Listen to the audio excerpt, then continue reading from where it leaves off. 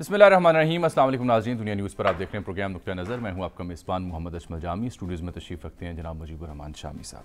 कागजात नामजदगी मामला तकमील को पहुंचा, अब स्क्रूटनी है। इलेक्शन कमीशन की प्रेस रिलीज़ भी इस सिलसिले में 31 दिसंबर तक जारी रहेगी। दिलचस्प प्रेस रिलीज़ है, कौन कौन से इदारे स्क्रूटनी के अमल में शामिल होंगे, बड़ा अहम ये पॉइंट है जो प्रेस रिलीज़ में लिखा गया है। 30 से 33% जो कागजात नामजदगी जमा करवाने की शरह उसमें इजाफा हुआ है अगर हम 2018 के मुकाबले में उसका मवाजना करें। अगला मरहला स्क्रूटनी का है और साथ इंतखाबी माहौल भी बन रहा है।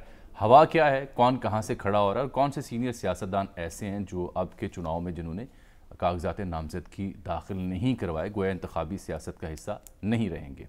ये हमारा आज का बुनियादी मौजू है। लेकिन उससे पहले जो रात भर डॉक्टर हॉस्पिटल लाहौर में होता रहा, उससे हम प्रोग्राम का आगाज़ करेंगे। पुलिस गर्दी की ये बदतरीन मिसाल थी। DIG मलिक लियाकत जो हैं CIA के उन्हें ओहदे से तो हटा दिया गया, लेकिन अभी तक FIR इस मामले की दर्ज नहीं हो सकी। शाम साहब, आज मेरी जो अस्पताल इंतज़ामिया उनसे पहले भी तो एक होल्ड करें ना। जी आज क्रिसमस है, हाँ जी, बिल्कुल बिल्कुल बिल्कुल हज़रत मसीह अलैहिस्सलाम हाँ की पैदाइश का दिन। बिल्कुल। तो हमारे जो मसीही भाई हैं हाँ, उनको ये दिन मुबारक, बहुत बहुत मुबारक। और हम उनकी खुशियों में बराबर के शरीक हैं। आज चीफ ऑफ आर्मी स्टाफ भी चीफ ऑफ पिंडी आर्मी के स्टाफ क्राइस्ट चर्च में गए, वहाँ वहाँ गए, उनसे मिले, एक तकरीर की गिरजाघर में, और उन्होंने केक काटा क्रिसमस का, और फिर कायदे आज़म की जो तकरीर है 11 अगस्त की, उसका हवाला भी हवाला दिया। बिल्कुल कि पाकिस्तान सबका मुल्क है और जो अक़लियत हैं उनका भी उस पर इतना ही हक़ है जितना मुसलमानों का, बिलाशुबा। और जान माल आबरू तहफ़्फ़ुज़ की जिम्मेदारी हुकूमत की सब हमारी। कोई फ़र्क नहीं है मुसलमान और गैर मुसलमान, बिल्कुल ठीक है। सबके हकूक़ बराबर है पाकिस्तान में। और यही कायदे आज़म का फरमान है और यही हमारे दीन की तलकीन है। और आज कायदे आज़म का यौम पैदाइश भी है। उस पर तो मैंने तफसीली आपसे बात करनी है क्योंकि उन पे- मौजूदा जो सियासी उन पे गुफ्तगू सूरत-ए-हाल करनी है, उस पर क्योंकि आपने यौम कायदे आज़म का जिक्र नहीं किया, इसलिए कायदे आज़म के बारे में भी कुछ अर्ज़ करना है। कुछ वाक़यात सुनाने हैं आपको, बिल्कुल सुनने और, आज आपसे। और बिलखुसूस हमारे सुनने आज के वाले दौर हैं। में बाकी जहाँ तक डॉक्टर अस्पताल का ताल्लुक़ है, रात जो कुछ होता रहा हमने उसको देखा TV स्क्रीन पे। एक पुलिस के आला अफसर जो हैं अपनी नफरी के साथ वहाँ आए, उनके वालिद साहब जो हैं वहाँ ज़ेर इलाज थे। जी हाँ, उस मामले में वो डॉक्टरों से उलझे और फिर उन्होंने वहाँ अपनी पुलिस तलब कर ली, जो अस्पताल में दाखिल हुई, बदतमीज़ी की और मरीज़ों को तंग किया, डॉक्टरों को तंग किया। फिर उसकी कवरेज के लिए हमारे मीडिया के साथी पहुँचे वहाँ, उनके साथ बदतमीज़ी की, उनको तशद्दुद का निशाना बनाया, मुदस्सर हसन को बिल्कुल मुदस्सर हसन को। हम दिखा दे। और ये जो तूफ़ान बदतमीज़ी है वो हमने अपनी आँखों से देखा और इसको महफूज कर लिया कैमरों ने। मैं तो नहीं, अस्पताल के जो कैमरे थे ना, वो तो ले गए ना उठा वो के। DVR उठा के ले गए। ये तो TV कैमरों में कुछ ना कुछ जी, तो आ गया। ये तो साथ खड़े कैमरा मैंने मोबाइल से फुटेज बनाई अब उसके बाद तो सामने आया कि हुआ क्या है। जब ये फिर वहाँ IG इंस्पेक्टर जनरल पुलिस भी पहुँचे, CCPO भी पहुँचे लाहौर के, और उसके बाद उनको मुअत्तल कर दिया गया, OSD बना दिया गया। और जो हमारे अस्पताल की इंतज़ामिया है और जो हमारे जर्नलिस्ट भाई हैं, उन्होंने ऐलान किया कि हम उनके ख़िलाफ़ पर्चा दर्ज करवाएंगे। जी हाँ, 2 मुकदमा दर्ज FIRs का करवाएंगे। जिक्र है। अभी तक हुआ नहीं। अभी पर्चा दर्ज होना चाहिए और निगरान वज़ीर आला की ये ज़िम्मेदारी है, और जो इंस्पेक्टर जनरल पुलिस हैं उनकी ज़िम्मेदारी है कि मुकदमा दर्ज करें और कानून के मुताबिक कार्रवाई हो, और जो सख्त तरीन सज़ा हो सकती है वो इन लोगों को मिले। जो अस्पताल हैं वो इबादत गाहों की तरह मुक़द्दस है। नहीं, मैं तो कल जिक्र भी कर रहा था ना कि लिखा होता है यहाँ हॉर्न हॉर्न बजाना ना मना बजाया है। जाए। तो यहाँ हॉर्न बजाना मना की बजाय ऐसे नफरी लेके आ गए और ऐसे सूरत देखी, ऐसे मनाजिर देखे जो नाकाबिले बयान है। मतलब और अस्पताल के मरीज़ जो हैं, जहाँ उनकी ज़िंदगी ये मैंने चेक किया, 40 के करीब जो क्रिटिकल सूरत हाल में दरपेश पेशेंट्स हैं जो ICU में होते हैं, वो उस वक्त जब ये सब कुछ हो रहा था कई घंटे 40 मरीज़ ICU में थे।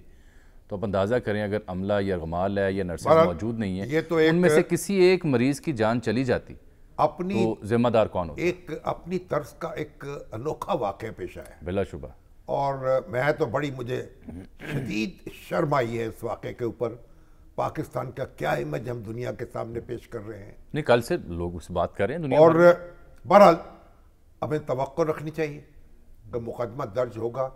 کیوں نہیں ہو رہا یہ جاننے کے لیے حسن رضا کو میں نے زحمت دی تھوڑی دیر حسن کے رضا لیے. سے بات میں گفتگو ہو جائے گی اور اب قائد اعظم پر بات کرنی ہے ہم نے.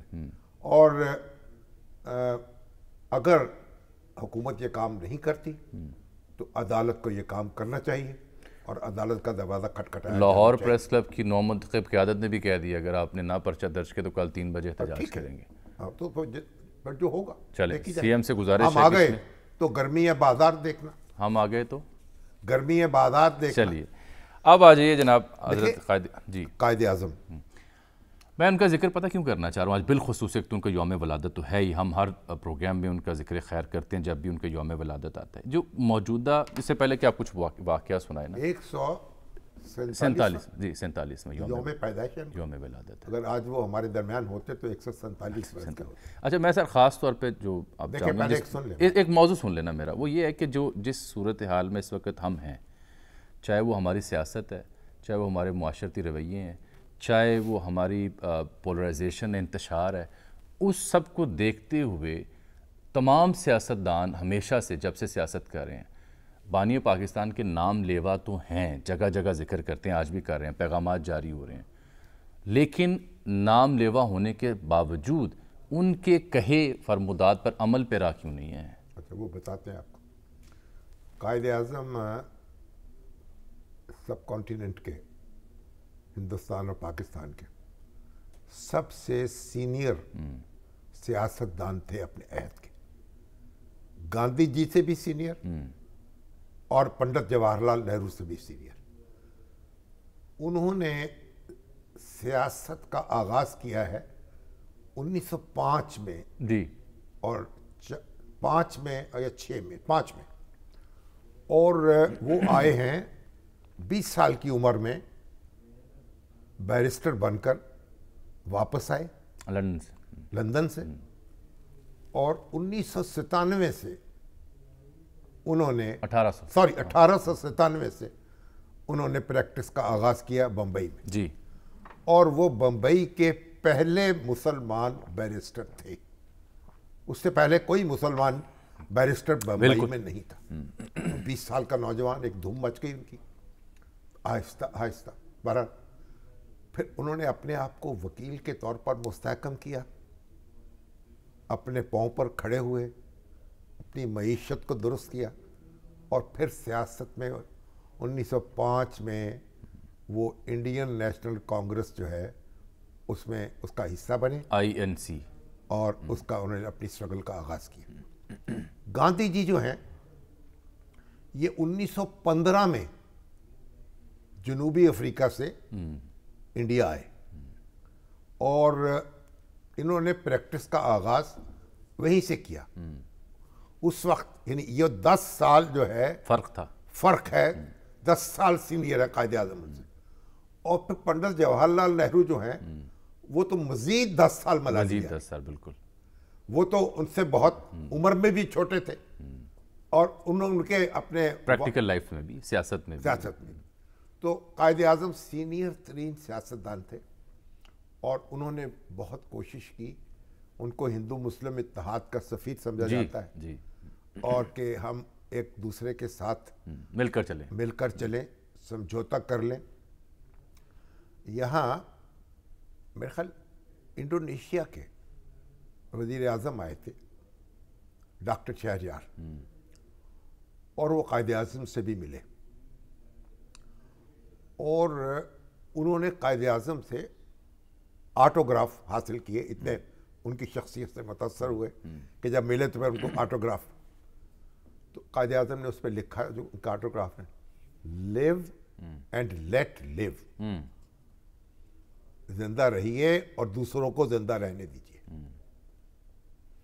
تو ان کی کوشش تھی کہ متحدہ ہندوستان میں سارے جو لوگ ہیں, ساری قومیں جو ہیں, وہ ایک عزت اور آبرو کے ساتھ رہ سکیں. ایسا ممکن نہیں ہوا, پاکستان کا مطالبہ کرنا پڑا, اور مطالبہ کہ جہاں مسلمان اکثریت میں ہیں وہ ایک الگ ریاست بن جائے، جہاں ہندو اکثریت میں ہیں وہ وہ ایک الگ الگ ریاست بن بالکل جائے۔ ٹھیک ہے۔ اب 2 ریاستیں وجود میں آ گئی۔ اب آپ قائد اعظم جو ہیں، اب آپ دیکھیں وہ ان کی ذہانت اور ان کی معاملہ فہمی بڑی، مجھے واقعات ایک، یعنی وہ فرانس میں جوانی کے زمانے میں فرانس میں گئے تو وہاں جو کسٹم افسر تھا ان کے پاس سگریٹ تھے۔ کسٹم افسر نے کہا کہ یہ میں اس کے اوپر تو کسٹم لگے گا۔ ٹھیک۔ انہوں نے کتاب پھرولی اور کا دکھایا بھائی یہ دیکھیں سگریٹ ہے میرے پینے کے ہیں، یہ استثناء ہے، استثناء ہے، اس پہ نہیں لگے گا۔ انہوں نے کہا نہیں میں لگاؤں گا۔ اور کہا چل لگائیں گے آپ۔ انہوں نے وہ ڈبے اٹھائے اور وہ جنگلے سے کھڑکی سے باہر پھینک دیے اور کہا میرے پاس تو اب سگریٹ نہیں ہے، اب لگاؤ لگاؤ کسٹم ٹھیک ڈیوٹی لاؤ، لے لو وصول کر لو مجھ سے۔ اور وہ کسٹم ڈیوٹی ان سے وصول نہیں کر سکا۔ اب وہ قائد اعظم جو تھے جب سفر کرتے تھے، میڈیا آئے تو ایک ریلوے میں، ریلوے کے ڈبے ہوتے ہیں نا، تو ڈبے ہوتے تھے، ایک 2 برتھ ہوتی تھی ان میں، ایک ڈبے ایسے ہوتے تھے، انہیں کوپے کہتے تھے۔ اس میں 2 برتھیں ہوتی تھیں، لیٹ سکتے آدمی لیٹ سکتا تھا، بیٹھ سکتا۔ وہ عام طور پہ لوگ جو تھے وہ ایک کوپے ریزرو کرا لیتے تھے، ٹھیک 2 آدمی سفر کر رہے ہیں اگر، مگر قائد اعظم جو تھے وہ ایک بھی سفر کرتے تھے تو ڈبہ ریزرو کرواتے تھے۔ تو اس کی وجہ کس نے پوچھی کہ جناب یہ آپ ڈبہ کو ریزرو کرواتے ہیں، تو اس کو واقعہ بیان کیا۔ حالانکہ اس سے پیرلل گاندھی جی کی ٹریولنگ کے بھی کئی قصے کہانی ہیں کہ وہ وہ تو الگ ہے عام نا، اکانومی میں بیٹھ جاتے تھے، وہ تو اپنا الگ طرز رکھا ہے۔ سیاست تھا۔ ہمیں اس میں ان سے بات نہیں کرنی اس وقت گاندھی جی کی۔ پھر کیا پوچھا ان سے؟ وہ یہ کہ قائد اعظم کہنے لگے کہ وہ جا رہے تھے، سفر کر رہے تھے، شاید ممبئی سے جا رہے تھے، دلی جا رہے تھے، دلی سے لکھنؤ جا رہے تھے، تو اب وہ ایک سیٹ انہوں نے ریزرو کرائی، اب دوسری برتھ وہاں خالی تھی، تو اس میں ایک خاتون جو ہیں وہ سوار ہو گئی کہ وہ دوسری برتھ ظاہر ہے اس پہ اعتراض نہیں کر سکتے تھے، وہ دوسری برتھ پہ براجمان ہو گئی۔ ان کا ٹھیک ہے۔ اب جب گاڑی روانہ ہوئی تو خاتون نے کہا کہ جو کچھ تمہارے پاس ہے وہ نکالو، نقدی وغیرہ مجھے دو، وگرنہ میں چیخوں گی، چلاؤں گی، شور مچا دوں گی کہ تم نے مجھ سے دست درازی کی کوشش کی ہے۔ اب قائد اعظم نے یہ بات سنی اور سنی انسنی کر دی، وہ چیخ رہی ہے، وہ کہہ رہے ہیں میں سن نہیں سکتا، میں بہرا ہوں۔ سے پوچھا میں سن نہیں سکتا، مجھے سنائی نہیں دے رہا، آپ جو کہہ رہی ہیں مجھے لکھ کر دیں۔ واہ، انہوں نے لکھ کے دے دیا، بس وہ ثبوت آ گیا۔ اب جو لکھوا دیا قائد اعظم نے فوراً زنجیر کھینچی، گاڑی رک گئی۔ انہوں نے کہا بھائی اس خاتون کو پکڑو، یہ انہوں نے لکھ کے دیا، یہ لکھ کے دیا، اور وہ پکڑی گئی۔ تو اس کے بعد قائد اعظم نے جب بھی سفر کیا وہ اکیلی بکنگ کی، وہ کبھی یعنی ڈبہ پورا ریزرو کرایا اور سفر کیا، کسی اور کو سوار نہیں ہونے دیا اپنے ڈبے میں۔ تو بہرحال پاکستان کا مطالبہ کیا اور پاکستان حاصل کیا، اور آپ یہ دیکھیے کہ وہ اپنے ضابطے اور قاعدے کے کتنے پابند تھے۔ ایک مسلمان افسر تھا انٹیلیجنس، اس کو پاس کوئی فائل آئی، اس نے انفارمیشن آئی کہ یہ تو آزادی کے موقع پر یہ بڑا کوئی پلان کر رہے ہیں، اسلحہ اکٹھا کر رہے ہیں ہندو اور سکھ جو ہیں، اور یہ انتشار کی پلاننگ ہے، ان کا بڑی پلاننگ ہے اور قتل و غارت کا پروگرام ہے۔ اس نے وہ فائل وہاں سے اڑائی اور ممبئی سے دلی پہنچا اور قائد اعظم کو دکھائی، ملنے چلا گیا۔ انہوں نے اس کو بلا لیا، اس نے یہ فائل ان کو سامنے رکھی کہ یہ ہو رہا ہے، کہ یہ ہونے والا ہے اور آپ اس کی تیاری کریں۔ تو قائد اعظم نے اس کو کہا کہ دیکھیں آپ مسلمان ہیں، ہاں جی، آپ پاکستان کو آپٹ کر رہے ہیں، یعنی اگر پاکستان آئیں گے ان کا یہ آپ کا جو فرض ہے، فرض منصب، یہ آپ کو اس بات کی اجازت نہیں دیتا کہ آپ سرکاری فائل جو ہے نا وہ اس طرح سے وہ اس طرح سے اسے چوری کریں اور آ کے دوسرے لوگ کسی لوگوں کو دکھائیں. تو پاکستان میں آپ جیسے لوگوں کی ضرورت نہیں ہے. جگہ نہیں ہوگی جو اپنے بڑا اہم واقعہ ہے، بڑا اپنے اہم واقعہ. راز جو ہیں، اپنے فرائض جو اپنے فرائض ادا کرتے ہوئے جو ان کی حفاظت نہ کرے. ٹھیک، کوئی کرتا ہے آج یہ بات؟ نہیں، یہ تو دنیا بدل گئی نا، کایا پلٹ گئی. اب بڑی دوسری بات، اب ان کے سیکرٹری جا رہے تھے تقریر کرنے، تو اردو ذرا کمزور تھی ان کی، بولتے تھے لیکن کمزور تھی کیونکہ رہے تھے انگلستان میں، وہی فرسٹ لینگویج ہی ان کی انگریزی تھی. اب وہ کہتے ہیں، اپنے سیکرٹری سے پوچھا یہ پراؤڈ کا مطلب کیا ہے؟ پراؤڈ اس نے بتا دیا فخریہ، فخر کا اظہار. اب وہاں قائد اعظم نے جا کے جو تقریر کی تو اس میں یہ لفظ استعمال کیا، میں اس پہ پراؤڈ ہوں، اور اس طرح کا وہ فکرہ انہوں نے بول دیا. تو واپسی پہ سیکرٹری نے کہا کہ سر اگر آپ نے مجھے بتایا ہوتا کہ جملہ یہ ہے، کہ جملہ یہ ہے اور یہ بات آپ نے کہنی ہے، تو پھر میں آپ کو عرض کرتا کہ اس کے لیے دوسرا لفظ کیا ہے. یہ پراؤڈ جو ہے یہ غرور کے معنوں میں بھی آتا ہے.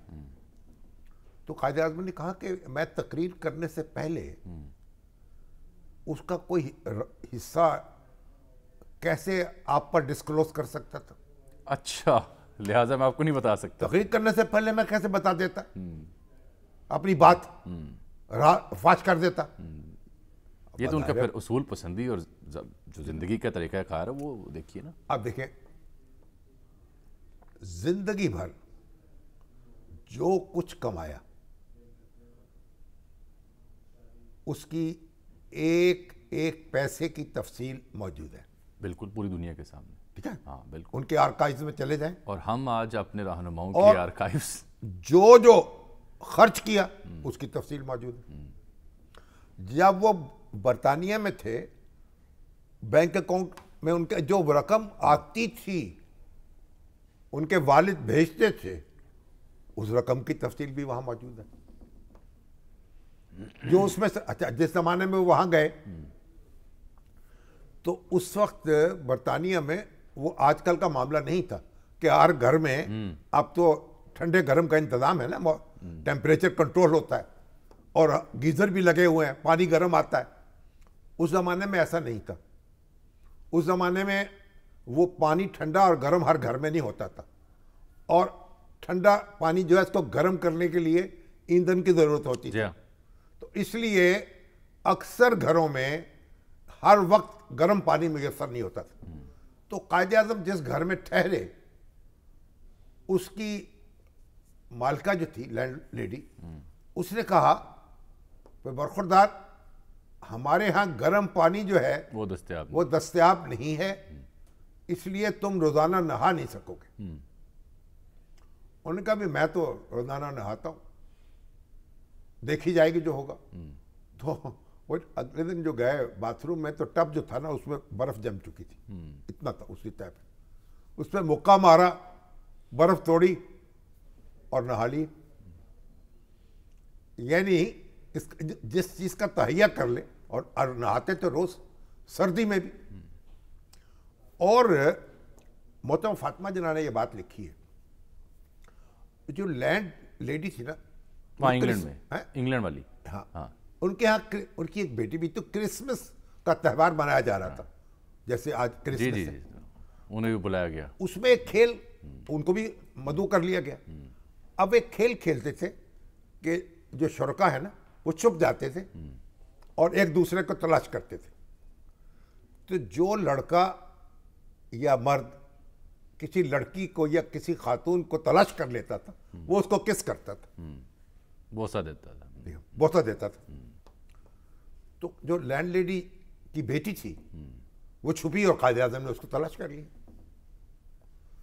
اس نے کہا جناب اب مجھے کس کریں. ان کا میں کیسے کس کروں، ہمارے مذہب میں تو اس بات کی اجازت نہیں. ممانعت ہے، بالکل ٹھیک.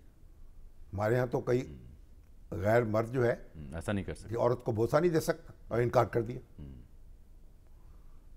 कायद आज़म की जिंदगी का कोई स्कैंडल नहीं है, उनकी जवानी का कोई वाकया ऐसा मौजूद नहीं है कि आप वो किसी पर फरेफ्ता हुए हों और दिल दे बैठे हों और उससे कोई ताल्लुक़ कायम हुआ। तो वो शुरू से एक ख़ास अंदाज से ज़िंदगी गुजारते थे, उनकी अपनी अखलाकी कदरें थीं, उनको उन्होंने हमेशा से उस पर कायम रहे और इसीलिए कायद आज़म कहलाए। इसलिए और फिर उसके बाद जो बात कही उस पर पहरा दिया, उसका पहरा दिया, और जो बात जिसका पहरा दिया कोई एक बात ऐसी नहीं है छुप के कुछ और कह रहे हो और बाहर आकर कुछ और कह रहे हो और पाकिस्तान हासिल हुआ। आप पूछते हैं कि हमने उनकी तालीमात पर अमल क्यों नहीं किया। बिल्कुल ठीक है। तो कायद एक आज़म ऐसा रहनुमा जो हमारा बानी है इस मुल्क का, जिसे हम कायद आज़म कहते हैं, उसके फरमूदात का जिक्र हमारे रहनुमा हर तकरीर में, हर सियासी जलसे में अमल क्यों करते नहीं हैं। किया। अमल क्यों नहीं करते। तो उसमें उससे तो नहीं हम पूछेंगे ना। कायद आज़म की अगर के फरमूदात पर अमल नहीं किया या उनकी तलकीन जो है उस पर अमल नहीं किया, उनके असूलों को नहीं अपनाया, तो कायद आज़म से सवाल करेंगे या अपने आप से करेंगे। अपने आप से, इन रहनुमाओं से। अपने आप से।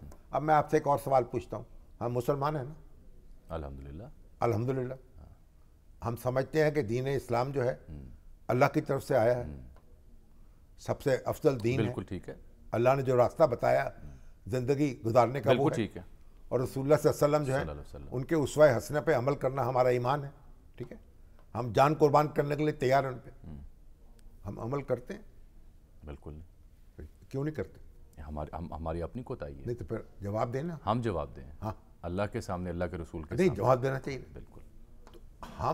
हम अगर इस्लाम के असूलों को नज़रअंदाज कर रहे हैं तो फिर कायद आज़म के बताए हुए असूल कहाँ खड़े रहेंगे। और दरअसल तो दोनों असूल एक ही है ना। हाँ नहीं, उन्होंने तो ज़ाब्ता अखलाक इसी को माना, उन्होंने भी वही कहा ज़ाब्ता ना। हयात इसी को माना। कभी झूठ जो नहीं इस्लाम बोला। की ट्रू स्पिरिट है उसकी अक्कासी तो यही है ना कि आप अपने लेन देन में, अपनी ज़िंदगी में, अपने किरदार में ट्रांसपेरेंट हूँ। कभी और अगर आप रहनुमा है तो आपका सब कुछ सबके सामने होना चाहिए। वक्त की पाबंदी करो। ये क्या उनका कायदे उनका आज़म? एक ड्राइवर है, उसका बयान बड़ा दिलचस्प। हाँ। उनका ड्राइवर ने दिल्ली में उनसे कहा कि मेरे वालिद का ख़त आया है, उसको कुछ पैसों की ज़रूरत है, तो मुझे कुछ पैसे दे दीजिए। गाड़ी चला रहा था। तो कायद आज़म ने कहा कि अभी चंद रोज़ पहले तो 200 रुपए तुम्हें मैंने दिए हैं। तो हंस के बोला जी वो तो खर्च हो गए। उन्होंने कहा तुम तो बिल्कुल मुसलमान हो चुके हो, कोई थोड़ा थोड़ा हिंदू भी बनो,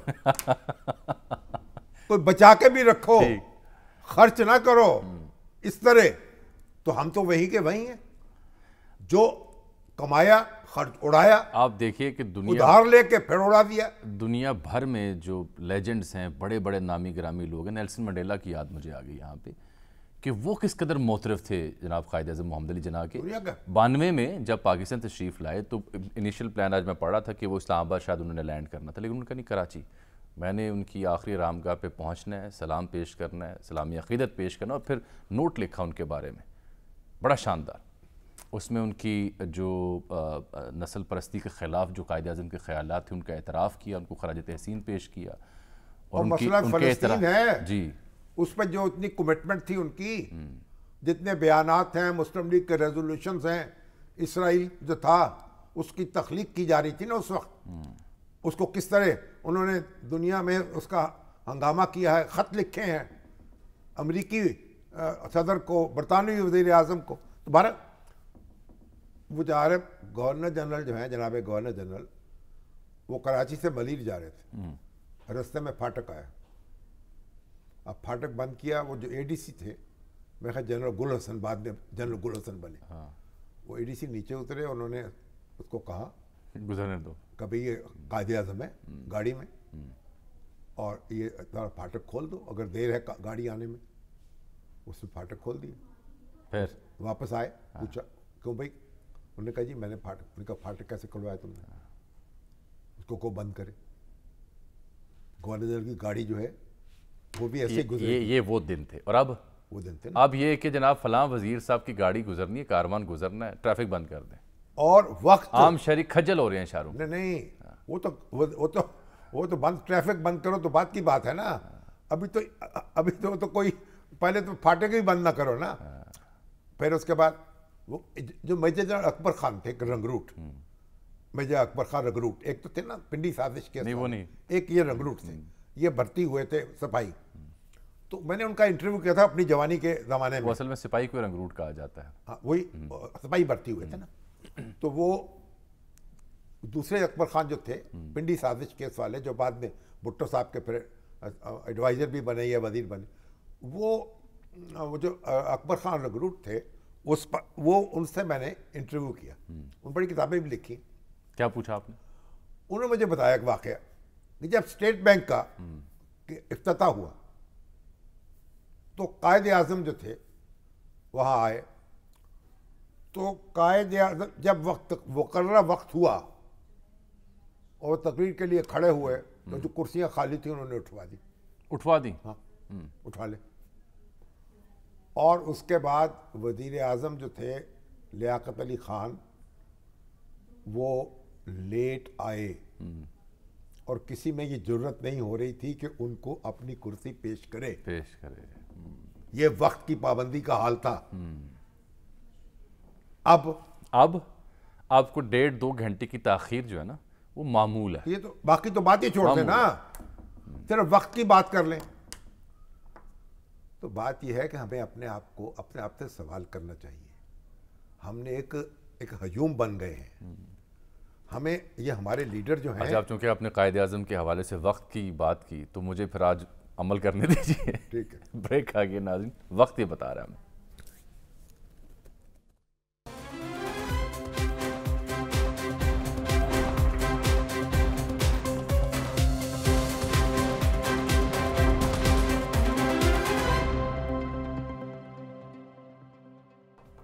वेलकम बैक नाज़रीन। कागजात नामजदगी, ताज़ा सूरत हाल क्या है? जांच पड़ताल का मरहला शुरू हुआ चाहता है। 30 सितंबर तक इलेक्शन कमीशन कहता है कि स्क्रूटनी होगी और कई एक इदारे जो हैं स्क्रूटनी के अमल का हिस्सा होंगे, जिसमें नादरा जो फैसिलिटेशन सेंटर बनाया गया है, नैब, FIA, FPR, स्टेट बैंक है। ये सेंटर 24/7 काम कर रहा है और जो क़वायद ज़रूरी होंगी उसकी स्क्रूटनी होगी। कोई नादहिंदा तो नहीं है, किसी के खिलाफ कोई फैसला तो नहीं है। अगर सिर्फ कोई FIR छलनी से कोई बंदा आसानी से गुजर सकता है वैसे? हाँ, गुजरेगा, क्योंकि FIR कटी हुई है या कोई रेफरेंस भेजा हुआ है तो इसका मतलब, या तफ्तीश हो रही है तो इसका मतलब ये नहीं है कि आप इंतखाब में हिस्सा नहीं ले सकते। और मेरा ख्याल हज़ारों अफराद जो हैं वो उम्मीदवार हैं, कोई 28,000 के करीब तो मेरा ख्याल सूबाई असम्बलियों के। नहीं, मजमूई तौर पर जो मुल्क भर में कागजात नामजदगी जमा हुए, डेटा मैंने आज उसको कंपाइल भी किया इलेक्शन कमीशन की वेबसाइट से भी, 28,686 मजमूई तौर पर कौमी और सूबाई असम्बली के लिए कागजात नामजदगी दाखिल करवाए गए हैं, जो 850 से ज़ायद मजमूई तौर पर हल्के बनते हैं।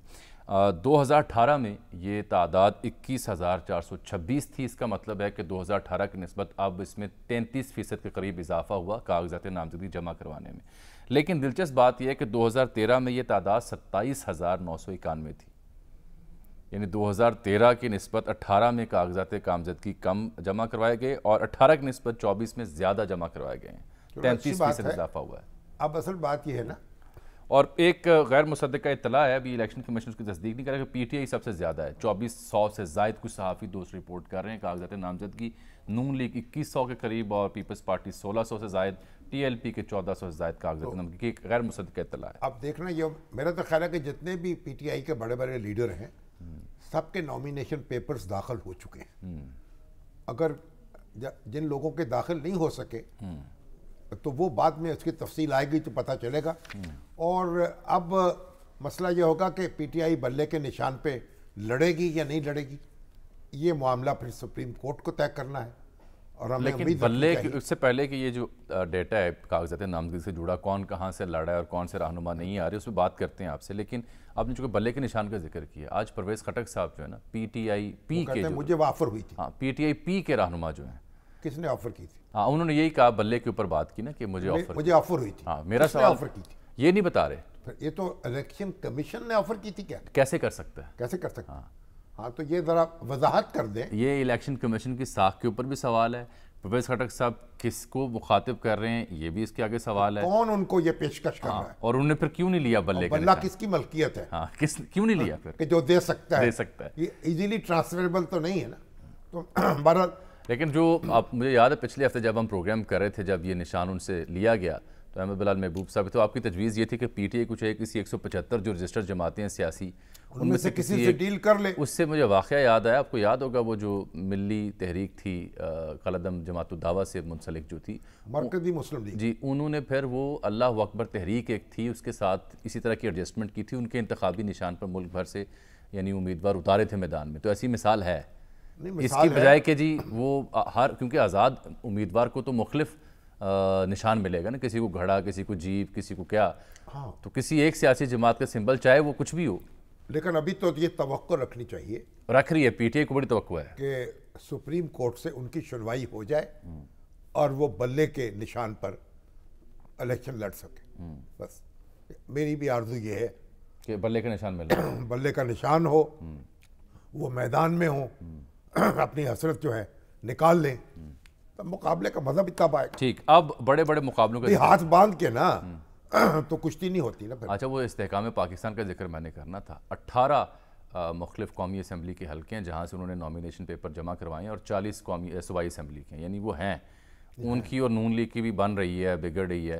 کے پی کے سے اطلاع یہ ہے کہ جو پی ٹی اے کے خلاف جو یہ 4 جماعتی اتحاد بننا تھا دیگر اپوزیشن جماعتوں کا وہاں بھی کھٹ بٹ انبن ہے ابھی. تو وہ بھی ابھی کوئی الائنس پراپر شکل میں سامنے نہیں آیا. ابھی تو وقت ہے نا جی. ابھی یہ سکروٹنی ہوگی اور پھر یہ جو نشان الاٹ کرنے کا مرحلہ بعد میں آئے گا. ابھی وقت ہے. تو این اے 130 لاہور نواز شریف صاحب ان کے مقابلے میں ڈاکٹر یاسمین راشد صاحبہ کے نامزد کی کاغذ بھی جا چکے. تو این اے 242 کراچی یہ ایک اور دلچسپی کا حامل حلقہ شہباز شریف صاحب مصطفیٰ کمال صاحب اور پیپلز پارٹی کے قادر خان مندوخیل. اچھا این اے 127 لاہور جناب بلاول بھٹو زرداری صاحب اترے ہیں اور یہاں مقابلے کی توقع ہے لطیف کھوسا صاحب جو ابھی کچھ دن پہلے ہی انہوں نے یعنی بلاول بھٹو سے ہاں جی مقابلہ ہوگا لطیف کھوسا 127 میں کیونکہ انہوں نے نامینیشن پیپر وہاں سے جمع کروائے. نون لیگ کا کون ہوگا یہاں؟ نون لیگ کا بھی چیک کریں گے الیکشن ڈیٹا سامنے آتا ہے کیونکہ ابھی اطلاع نہیں ہے نا کہ نون لیگ کہاں سے ابھی ایک سے زائد درخواستیں جا رہی ہیں. این اے 149 ملتان یہ بھی ایک دلچسپی کا حامل حلقہ ہے کیونکہ یہاں سے جہانگیر ترین صاحب بھی ہیں جاوید ہاشمی صاحب بھی ہیں عامر ڈوگر صاحب بھی ہیں. جاوید ہاشمی بھی آزاد ہو چکے ہیں جی کہا تو یہی جا رہا ہے کیونکہ وہ جس طرح کے بیانات دے رہے ہیں. شاہد خاقان عباسی جو ہیں نہیں وہ میں بعد میں آتا ہوں. این اے 151 ملتان زین قریشی شاہ محمود قریشی صاحبزادے علی موسیٰ گیلانی یہ بھی دلچسپ ہے. اور 79 سالہ ہمارے بزرگ رہنما جناب ذوالفقار کھوسا صاحب وہ بھی ڈی جی خان سے لڑ رہے ہیں. ابرار الحق صاحب ملتان سے لڑا کرتے تھے آسن اقبال صاحب کے مقابلے میں. اب نارووال کی بجائے لاہور کے این اے 117 سے کاغذات نامزدگی انہوں نے لیے. نارووال میں چھوڑ دیے. اچھا دوسرا اگر وہ تو پی ٹی آئی بھی چھوڑ چکے ہیں پی ٹی آئی. دوسرا تو پھر کیا ہوگا؟ ایک چاہت فتح علی خان نامی ایک گلوکار ہیں انہوں نے بھی این اے 128 سے کاغذات نامزدگی جمع کروائے آزاد.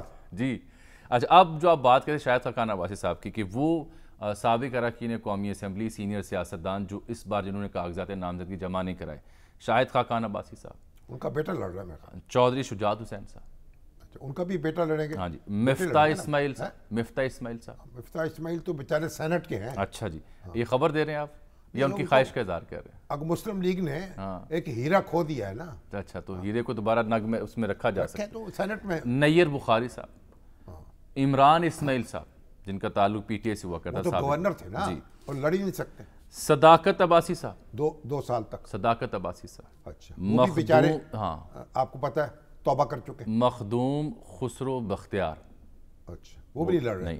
علی زیدی صاحب ہوا کرتے تھے وہ بھی نہیں.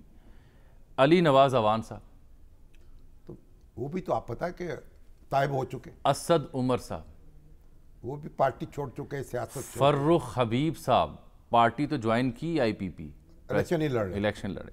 عثمان ڈار صاحب خود نہیں ہے والدہ کی سپورٹ کے لیے البتہ شہر میں موجود ہیں جو قائد صاحب کے مقابلے میں اتریں گے مقابلہ کریں گے. بہرحال मुझे अफसोस हो रहा है। एक दिलचस्प खबर ये है, जो अगर आप अच्छे भले नौजवान थे, अच्छे लोग थे, नए आए थे पॉलिटिक्स में, वो बेचारे रुखसत हो गए और मैदान में नहीं है इस वक्त। पर NA 62 है कोटला आबिद रजा साहब, एक घर से 6 अफराद ने कागजात नामजदगी जमा करवाए हैं, यानी उनकी जितनी भी फैमिली है, भाई बहन सब ने। अब कहीं एडजस्टमेंट हो जाएगी जी ना, हाँ।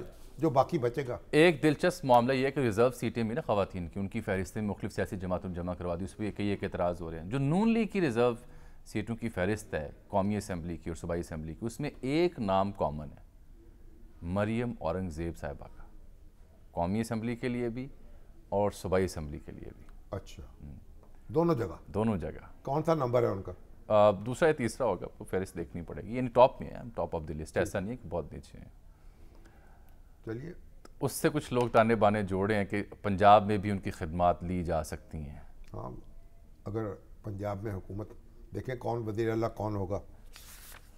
चलिए, हमारे जो हैं क्या नाम है, कैप्टन सफदर साहब तो कह चुके ना। तो जहांगीर तरीन साहब ने 155 लोधरा से जमा करवाए हैं जनाब। वज़ीर आज़म ऑन चौधरी साहब ने भी लाहौर से, अलीम खान साहब ने भी लाहौर से, आमर कैनी साहब इस्लामाबाद से, गुलाम सरवर खान साहब रावलपिंडी से, और फिरदौस आशिक अवान साहबा सियालकोट। नहीं तो इनके मुकाबले में निसार अली खान साहब सरवर साहब के मुकाबले में। हाँ जी, बिल्कुल है। और चलिए, मेरा कल राजा कमरुल इस्लाम भी है जी, राजा पिंडी वाले इंजीनियर राजा कमरुल इस्लाम। चलिए जी, ये आज के लिए इतना ही। बड़ा अच्छी बात है, लड़ें इलेक्शन और हर एक को मौका मिलना चाहिए, और क्या इलेक्शन में हिस्सा ले, हर पार्टी जो है हिस्सा ले। जिसके खिलाफ कोई कानून कहता है, कानून इसको इजाज़त नहीं देता, उसको तो आप रोक लें। एक ब्रेक नाज़रीन।